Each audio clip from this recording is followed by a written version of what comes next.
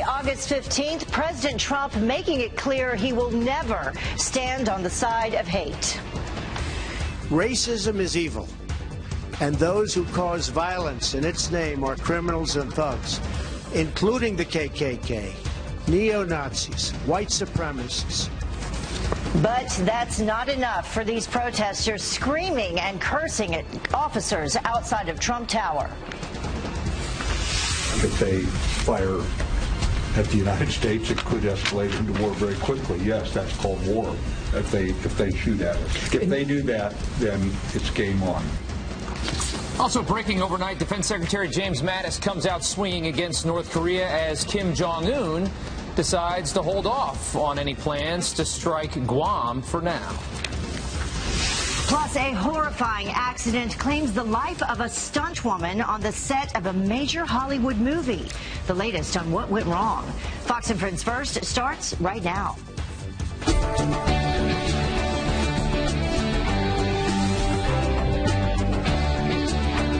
Good morning to you. You're watching Fox and Friends First on this Tuesday morning. I'm Rob Schmidt. And I'm Heather Childers. Thank you so much for starting your... So much. Thanks, Kelly. All right, the Justice Department ramping up their investigation into the deadly Charlottesville attack as the man accused of plowing through a crowd of protesters remains behind bars without bail. And now the Charlottesville police chief is setting the record straight, saying that his officers were not told to stand down. Ellison Barber is live for us in Charlottesville, Virginia, with the latest. Good morning. Good morning to both of you. James Fields made his first court appearance yesterday. He was behind bars but appeared in the courtroom live on a TV monitor wearing a gray and white jumpsuit. As you said, the judge denied bail for the 20-year-old, at least until he could meet with his court-appointed lawyer. Fields is charged with second-degree murder. He could face federal charges as well. The DOJ opened a civil rights investigation into the incident. Sources familiar with the investigation tell Fox News investigators are trying to see if Fields had any type of help planning this attack. As a teen, Fields seemingly received visits from police back home in Ohio. According to reports in the Washington Post and TMZ, Fields' mother called police at least twice to report her son during his early teenage years. In 2010, she called police reportedly to say that he had hit her in the head and covered her mouth after she had told him to stop playing video games. Meanwhile, here in Charlottesville, Police Chief Al Thomas is denying rumors that his officers received any type of stand-down order from the mayor's office. Heather? Thank you so much. We will continue to follow this story, and I'm sure more will develop throughout the week. Thank you. Well, frustration in Charlottesville, like we've been talking about, has been spreading. It spread all the way to North Carolina, driving protesters there to topple a nearly century-old Confederate statue.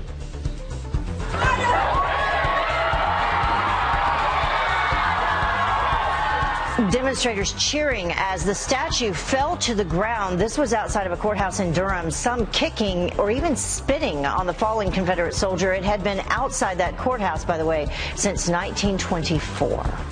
North Korean leader Kim Jong-un hitting the brakes on an impending nuclear attack against Guam, at least for now. North Korean state media reporting Kim wants to watch U.S. actions before launching his missiles. When and if that time comes, Defense Secretary Mattis says we are ready to fight. If they fire at the United States, it could escalate into war very quickly. Yes, that's called war. If they shoot at us, if they do that, then it's game on. All right, Secretary Mattis says U.S. forces would know within moments if a missile was heading towards Guam or any other part of the United States. Guam is home to 160,000 American citizens. The Prime Minister of Japan, Shinzo Abe, agreeing with President Trump during a phone call that their top priority with North Korea is stopping missile launches. Definitely the cooperation of Japan, South Korea specifically, and perhaps most importantly, China. Yep. We were listening to the vice president speak yesterday, and it was interesting. He talked about strategic patience and the era of strategic patience failing miserably, and that is over. And that, of course, gives way to what the president had to say. Yeah, I mean, this plan certainly seemed to work, and we had so much patience, and I think we were very passive with this country for a lot of years, and it didn't work. And it seemed that this method actually, I think we called their bluff. Yeah, and Charles Krauthammer specifically said that there is a place for, overkill threats. Listen to what he had to say. People got all upset when Trump used the words fire and fury, overkill, and all this other stuff. They forget the fact that John Kennedy, President Eisenhower, and most of the Cold War presidents had a policy called massive retaliation, which meant if the Soviets attacked us, we were not going to be discreet and proportionate in our response. A massive retaliation was understood as code for, we're going to obliterate Russian cities.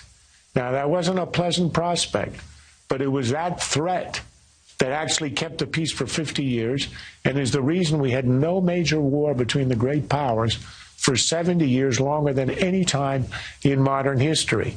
So there's a place for that kind of overkill threat. So perhaps a new era beginning with North Korea, going to deal with them a little bit more like that. And dealing with dictators and people that handle situations in their countries wildly, and people that don't have a lot of logic or care for the way the world should work in diplomacy. That's they don't understand. One way to put it. Wildly, no logic, no care. They don't understand understanding and diplomacy and stuff like that. You have to get the job done. Right. And I think that the message was pretty clear, and I think when you have somebody like James Mattis say, if you send a missile this way, you're done. Yeah, and take him seriously and believe him that if you cross that red line, we're serious. And there actually is a red line, exactly. And if it's crossed, something might actually happen. Yeah. There you go. In the meantime, speaking of people that, don't think, Iran. How about this? An Iranian drone flies dangerously close to Navy aircraft for the second time this month. A drone getting within 1,000 feet of a plane flying off the USS Nimitz in the Persian Gulf. Now, it did not respond to warnings or turn on its navigational lights, apparently, creating a dangerous situation. Last week, another drone came within 100 feet of a Navy jet, waiting to land on that same aircraft carrier. The provocative flights coming as Iran unveils a $500 million boost in its military spending and new plans to send warships to the Atlantic Ocean. All right, we're learning more about two American paratroopers who made the ultimate sacrifice in Iraq this week. 22-year-old Sergeant Alan Stigler Jr. and 30-year-old Sergeant Roshane Brooks were killed in an artillery incident as their unit fired on ISIS. Brooks from New York was on his first deployment to Iraq, and this was Stigler's first combat deployment as well. He was due home in Texas next month. All right, a teenager is killed and more than a dozen people hurt when a driver intentionally rams into a pizzeria. The attack happening right outside of Paris. French police believe the driver was high on drugs, possibly suicidal, but not motivated by terror. That driver is alive. He is under arrest. Well, a man, quote, out for blood, is accused of plotting to blow up an Oklahoma City bank. Jerry Drake Varnell arrested after his stolen van filled with 1,000 pounds of what he believed to be ammunition failed to detonate. And Varnell had been in contact with undercover investigators discussing his deadly plan for months. Officials say that he hates the government and he wanted to mimic the 1995 Oklahoma City bombing that left 185 people dead. Well, happening today, voters will decide which Republican will run for Attorney General Jeff Sessions' vacant Senate seat. Luther Strange or Roy Moore, both leading the polls in Alabama, but only one of them has the president's endorsement. I need Luther to help us out. Go to those polls and vote for Luther Strange. Now, the race is close. Moore is beating Strange in one poll, with another having them in a dead heat. All right, going to go talk about some extreme weather now, and strong storms expected to bring hail, serious wind, and the possibility of tornadoes for a lot of people in this country today. Yeah, so let's get right to Janice Dean. She is standing by with us with the very latest, and she has everything that we need to know. Good morning, Janice. Good morning, Heather and Rob. Yeah, if you live across the central U.S., that's where we're going to see the potential for strong to severe thunderstorms. Looking at the temperatures here at 68 in New York, we had some showers earlier on. Those are going to clear up. 70 in Chicago, and then it's warm and sticky across the southeast. And there's Hurricane Gert. We're going to talk about Hurricane Gert at the bottom of the hour. But right now, the potential for showers, thunderstorms, and strong storms as we get into the afternoon hours and the evening hours. Watch this area of low pressure move into the central U.S. and give us that risk for winds, hail, and isolated tornadoes, especially across the central U.S. from Texas all the way up towards the Midwest. All right, Rob, Heather? Back to you. That name still gets me. Who's naming these storms? Hurricane Gert. like Gert and Ernie. The World Bert, Meteorological Society. Well, I hope Gert doesn't make an impact. I don't want to talk about that. No, Gert's out to sea. Janice, thanks so much. You got it. All right, 11 minutes after the hour, protesters in Chicago taken to the streets after the Charlottesville attack from over the weekend. But what about the growing crisis in their own city? We're going to explore that coming up next, plus this. No, after lost control, went across the street, over a curb, and through a glass pane window into a building across the street. And just so ACA is aware, the stunt actor was airborne through the building. Oh, tragedy on the set of a major Hollywood movie. What went so wrong? We'll tell you. Also, a bombshell new report has former President Obama known about Russia's plan to interfere in last year's election for years. All right, welcome back. A stunt woman killed filming a scene for a major Hollywood film. Deadpool 2 is in production right now. And this TMZ photo showing Joy S.J. Harris, who lost control of her motorcycle. She crashed right through a glass window. Emergency dispatch audio obtained by TMZ seconds after the first African-American female road racer crashed while filming. It was her first movie, we are told. Deadpool star Ryan Reynolds tweeting, "We are heartbroken, shocked, and devastated, but recognize nothing can come close to the grief and inexplicable pain her family and loved ones must feel. My heart pours out to them." And here's the call to 911. No, after lost control, went across the street, over a curb, and through a glass pane window into a building across the street. And just so ACA is aware, the stunt actor was airborne through the building. Just an unfortunate thing while filming Deadpool 2, a new movie that's going to be coming out here at some point. Heather, we'll send it over to you. Right, thank you, Rob. No KKK, no fascist USA, no Trump, no KKK. Say no Trump, no KKK, no fascist USA. Well, hundreds of protesters hitting the streets in Chicago as part of a national movement blaming President Trump for the hate-fueled attack in Charlottesville. But where are their cries to stop the hate and the violence in their very own city? Joining us now to react, founder and president of Empowered, Antonia Okafor. Thank you so much for coming in this morning. Appreciate it. Thank you. So before we get to Chicago, let's begin in Dallas, because that's where you were born and you were raised, so you're very familiar with the violence that has happened there. Specifically, let's talk about an incident where we had 5 officers who were murdered in cold blood. Here's the president's response, President Obama at the time, to that. First of all, I think it's very hard to untangle the motives of this shooter. I think the danger, as I said, is that we somehow suggest that the act of a troubled individual speaks to some larger political statement across the country.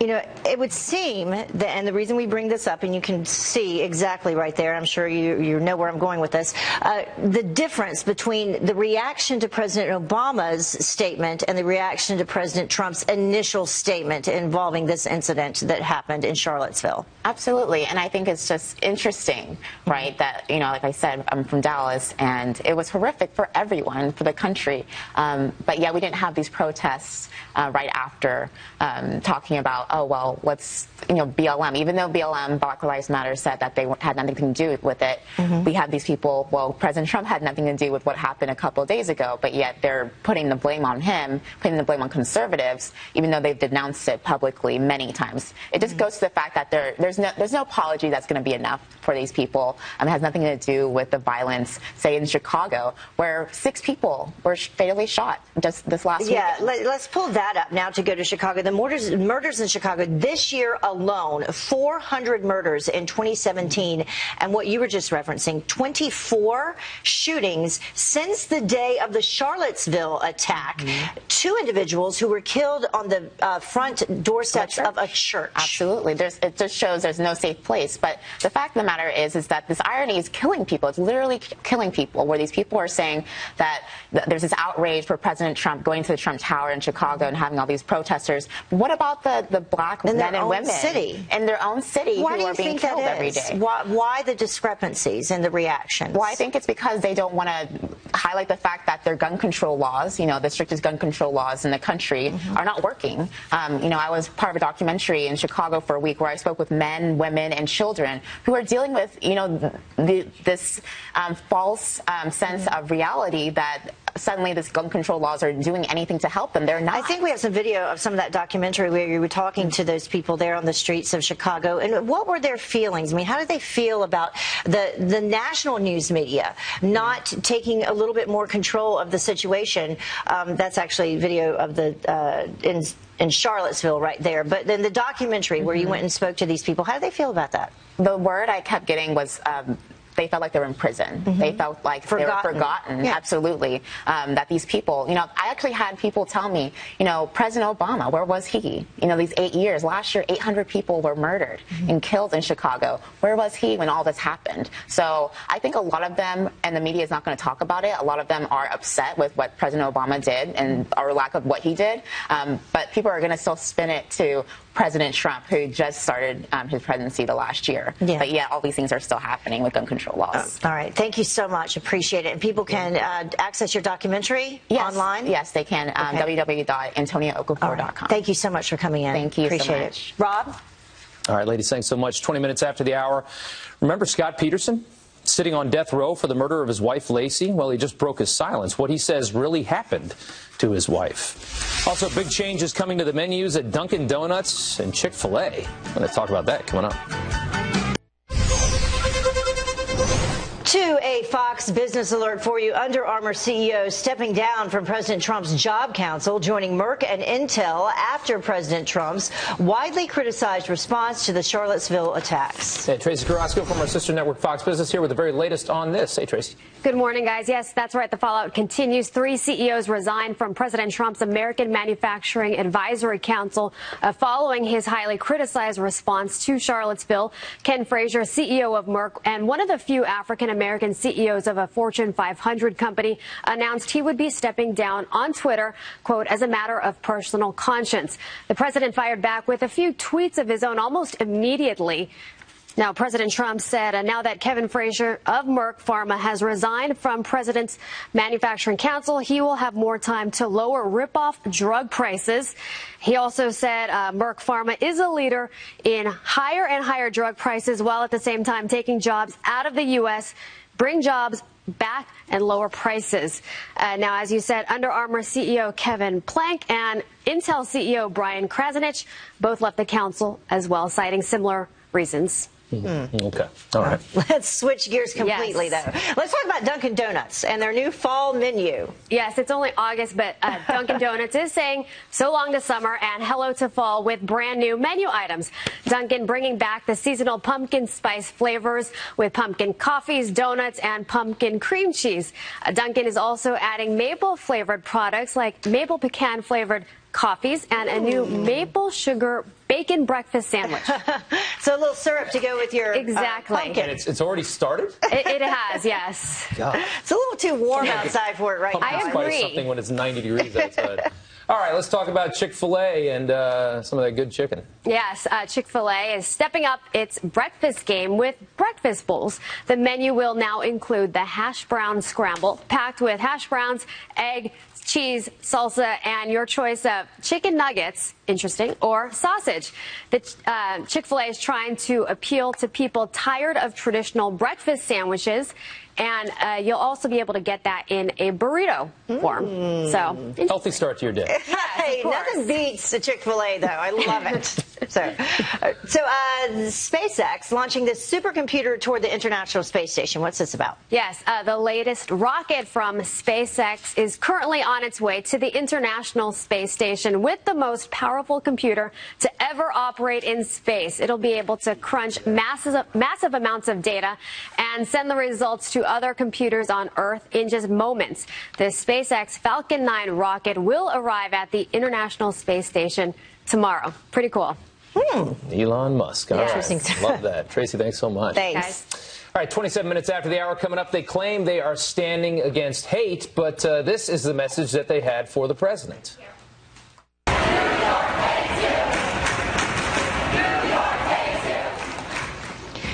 And if if Tim Tebow isn't already your favorite athlete. We have some different video for that right there.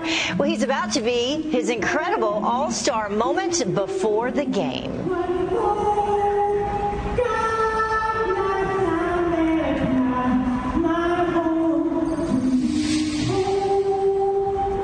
Good morning to you. You're watching Fox and Friends First. I'm Heather Childers. And I'm Rob Schmidt. It is 30 minutes after the hour. Thanks for joining us. And protesters swarming Trump Tower in New York, welcoming the president home by telling him that New York hates him, and then cursing at police officers. Yeah, their anger stemming from his response to the Charlottesville attack, which they consider 2 days too late. Hey, we have team coverage this morning. Ellison Barber is live in Charlottesville. But we start with Kelly Wright with the latest on those protests. Good morning, Kelly. Heather and Rob, good morning to you as well. The president makes his first trip back to his home at Trump Tower since he took office in January, and he is literally met by the maddening crowd.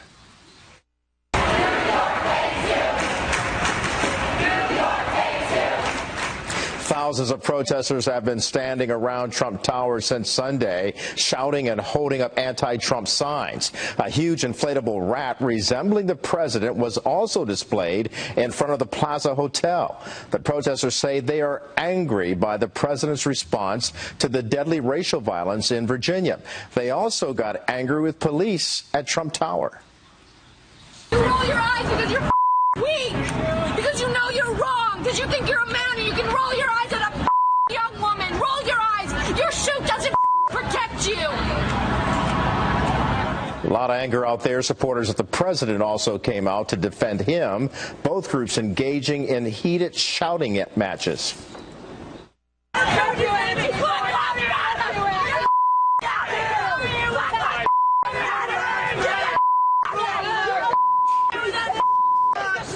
And it went on. The anti-Trump demonstrators continue to criticize the president even after he made more forceful remarks in condemning the attack and racial hate groups. Racism is evil, and those who cause violence in its name are criminals and thugs, including the KKK, neo-Nazis, white supremacists, and other hate groups that are repugnant. And with that, the mother of Heather Heyer, a paralegal who was killed while protesting against white nationals in Charlottesville, Virginia, thanked the president for his latest remarks, stating this: "Thank you, President Trump, for those words of comfort and for denouncing those who promote violence and hatred." Today, the president will return to focusing on signing an executive order to permit more infrastructure projects. But you can rest assured that many people will be continuing to criticize him over the Charlottesville situation. Rob and Heather. What a political mess we have right now. What a mess that was outside Trump Tower. A lot of misplaced hatred out there on the streets towards officers and each other. All right, Kelly, thanks so much. Thanks. Well, that brings us to Look Who's Talking. And this morning, Reverend Darrell Scott, pastor at the New Spirit Revival Center in Cleveland, says no response will ever be good enough for the president's critics. The media is always looking for a reason to bash or undermine the president and his presidency. He made a statement over the weekend I was satisfied with. He denounced everyone that was involved in this activity. The media thought he wasn't being specific enough. He came back today. He went and specifically denounced certain, neo-Nazis, Ku Klux Klan or whatever. They're launching a federal investigation, civil rights investigation. They want to determine motive and intent. Then they'll prosecute the perpetrator to the fullest extent of the law. But I mean, what more could he have done? No matter what he did, they were going to find a reason to criticize him. Well, the Justice Department, meantime, ramping up their investigation into the suspect behind the Charlottesville attack. And now the police chief is setting the record straight, saying that his officers were not told to stand down. Ellison Barber is live for us in Charlottesville with the very latest from there. Good morning, Ellison. Good morning, Heather. Yesterday, a Charlottesville judge denied bail for James Fields Jr., but it seemed to suggest that could change once Fields was able to meet with his court-appointed lawyer. James Fields Jr. is facing second-degree murder charges as well as malicious wounding and hit and run. That's just the local charges. He could also face federal charges down the road. The DOJ opened a civil rights investigation into the attack that occurred here in Charlottesville. Sources familiar with the investigation investigation tell Fox News investigators are trying to see if Fields had any help planning this car attack. Here in Charlottesville, Police Chief Al Thomas is denying rumors that his officers were told to stand down. You or the mayor or anyone on the mayor's staff instruct law enforcement not to make arrests unless approved by the mayor? No, and I'd like to know who that officer is who allegedly made those remarks. That is simply not true. According to reports in the Washington Post and TMZ, Fields' mother called police back in Ohio at least twice to report her son for violent or threatening behavior during his early teenage years. In 2010, the articles say that she made a call to 911 telling them that her son had hit her in the head and covered her mouth after she told him to stop playing video games. Heather? Yeah, a lot of issues there with that person. All right, thank you so much, Ellison. All right, frustration in Charlottesville spreading to North Carolina, driving protesters to topple a nearly century-old Confederate statue.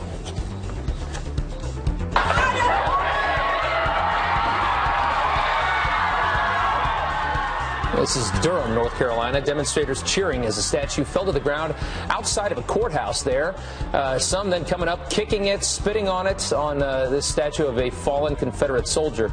It had been outside the courthouse since 1924, almost 100 years. Well, happening today, voters will decide which Republican will run for Attorney General Jeff Sessions' vacant Senate seat. Incumbent Senator Luther Strange and former Judge Roy Moore leading in the polls in Alabama, but only one of them has the president's endorsement. I need Luther to help us out. Go to those polls and vote for Luther Strange. Senator Strange was appointed to fill the Sessions vacancy in February, and we'll talk with him live on the 7 o'clock hour of Fox and Friends. All right, a newly released prison phone call is could be shedding some new light on the murder trial of Scott Peterson, the man sitting on death row for killing his wife Lacey and their unborn child. He claims he wasn't the last one to see the 27-year-old alive on Christmas Eve in 2002. I wasn't the last one to see Lacey that day. There are so many witnesses who saw her walking in the neighborhood after I left. Well, the phone call is for a new docuseries, The Murder of Lacey Peterson, that debuts tonight on A&E. Peterson has been sentenced to death by lethal injection. Still sitting on death row all these years later. He is appealing. See what happens. Yeah. Well, now to some extreme weather, though. The impact of Hurricane Gert will reach the East Coast today. Good old Gert. I love that name. Janice Dean, live in the Weather Center. Hopefully Gert is as unimpressive as his name, right? Her, I think. Well, her? female, right? Oh, Gertrude? I don't know. I'm not sure. Boy, but I will check for you. Even sadder if it's for a woman's name, Gert. Let's just focus on the hurricane and not the name, all right? Let's take a look at it. Okay. So the good news about Gert is that Gert remains offshore. The only thing Gert is going to provide is a lot of rough surf along the coast and those rip currents. So stay out of the water if you're headed to the beach today because, we're going to see some rough waves because of Gert. Rob's favorite song, Rob's favorite hurricane. Okay, areas of concern here. Watching this area of low pressure across the Atlantic moving towards, maybe the Bahamas or Florida. Let's take a look at some of the computer models here. This is our next system that will probably get named in the next couple of days, and they're the computer models. So we will continue to monitor it as the National Hurricane Center is saying, you know what, this is going to be a busy season. Make sure you are prepared. The rest of the day's forecast, we could see the potential for showers and thunderstorms across the Midwest, the Gulf Coast, the Southeast, as well as the Northeast. And there's Rob's favorite hurricane, Hurricane Gert.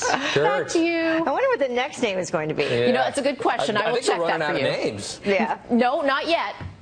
Not yet. Not yet. There was 1 year we went to the Greek alphabet. That was back in 2005. We did run out of names. Wow. Yep. No, I just meant in general, from all the years of naming storms. They don't want to name it again, Jerry or whatever from 2 years ago. You love hurricane season. I know it. Yeah.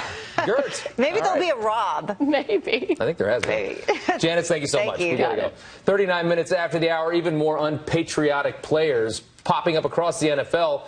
Wait until you hear why Michael Bennett is refusing to stand up for the national anthem. And he has strong support, and he hasn't even officially announced his Senate run. But it turns out that Kid Rock might not even be able to run. Yeah. Okay, the Obama administration may have been warned of possible Russian election interference more than 3 years ago.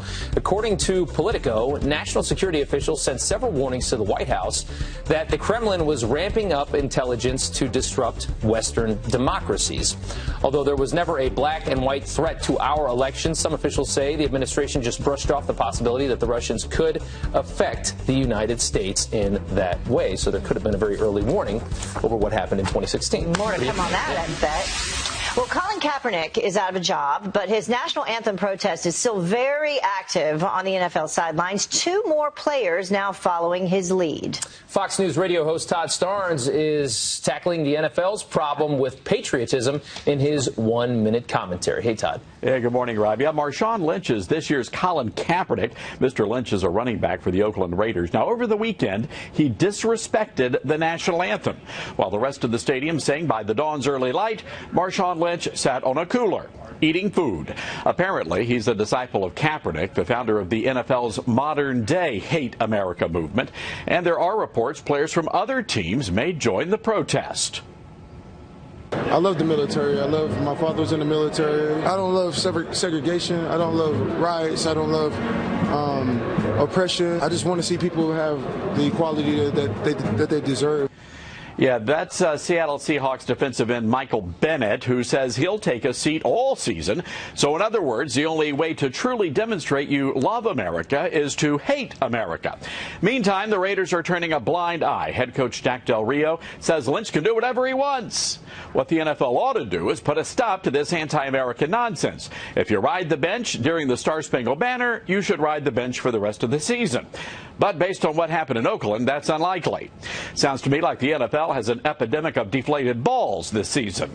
Back to you. Well, there you go. Yeah, nobody wants to touch this issue with a 10-foot pole. Yeah. All right, thanks so much, Todd. Yeah, it impacted them last year. You would think they would have learned something. Yeah, but it's touchy-touchy. All right, Todd, thanks. Social media lighting up with reaction to those new anthem protests. Carly Shimkus has more on that coming up next. But first, let's check in with another Todd Pyro, who's having a little breakfast with some friends in Prattville, Alabama. Good morning, Todd. Good morning, Heather. Good morning, Rob. Yes, we are here at Jim's Restaurant in Prattville. Such a fascinating election happening today here in Alabama, specifically in Autauga County, where we are right now. It is very Republican. Presidential elections typically go 75% to the Republican. That was the case in the 2016 election, President Trump getting about 75% of the vote. But 3 Republican candidates are really vying for Senator Jeff Sessions' seat, old seat. Here's what we got. We got Roy Moore, who right now in many polls is in the lead. He is the socially conservative candidate. We have Mo Brooks, who is sort of the Tea Party House Freedom Caucus candidate. He's sort of in third place. And then we have, quote unquote, the incumbent. He's been an incumbent for a few minutes. Luther Strange. Luther Strange, endorsed by the president, endorsed by Mitch McConnell. That's an interesting dichotomy there. He's currently in second place. Top 2 will go to a runoff unless one of them gets 50%. We're going to be talking to the people here in Prattville about who they want and why. More Fox and Friends first when we come back.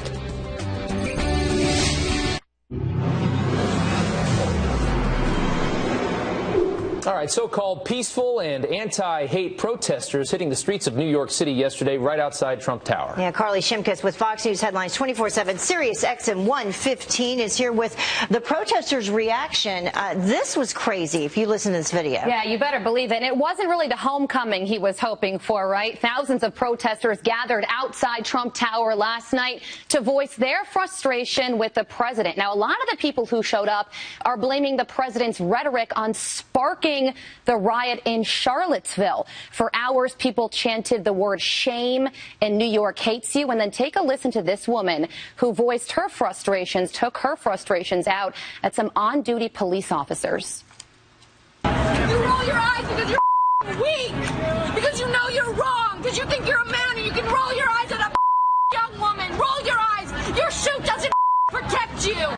Wow. Well, Trump supporters did take to social media in droves, and many called out protesters for using hateful rhetoric while taking a stand against hate. Newt Gingrich took to Twitter saying, left-wing mob chanting outside Trump Tower reminds us left has given up thinking for yelling, no ideas, all noise. Sad decay from FDR. Then take a look at this tweet. He kind of sums it up, saying, the irony of marching on Trump Tower, being against hate while being united in your hatred, well played. Now, while 3 people were arrested, the protests were otherwise described as peaceful. But all of this does not appear to have fazed the president, who took to Twitter in a late-night tweet saying it's good to be home. Yeah. Just because you're loud and screaming doesn't mean your message is heard. Yeah, and I bet he's got soundproof windows up there in Trump Tower. Yeah. Okay, let's talk about the NFL anthem protest. Yeah, well, we just heard from Seattle Seahawks defensive end Michael Bennett before the break. He says that he is going to protest the national anthem the entire season.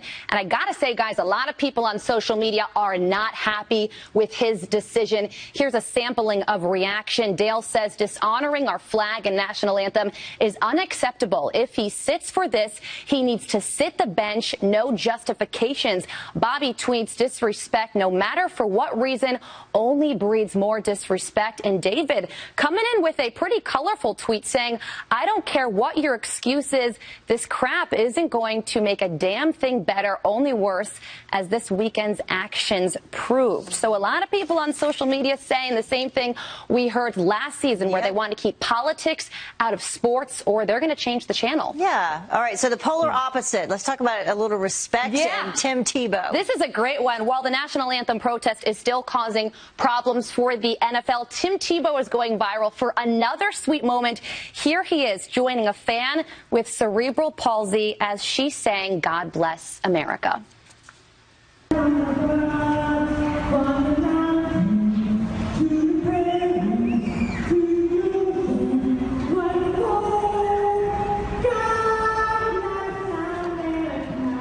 Isn't that fantastic? Look at that moment. So you could see him kind of standing behind that singer. And this is after he went viral for shaking the hand of that autistic little boy, and then he scored a monster 3-run home run. So his MO this entire time has been to just be a good guy, an all-around good role model. So good for him. That's I think it was his birthday yesterday, right? Sunday. No, yeah, Rob's birthday was Sunday. You calling out the birthday? Happy birthday to Tim Tebow and Rob, baby. Oh, was Tebow too? Yeah.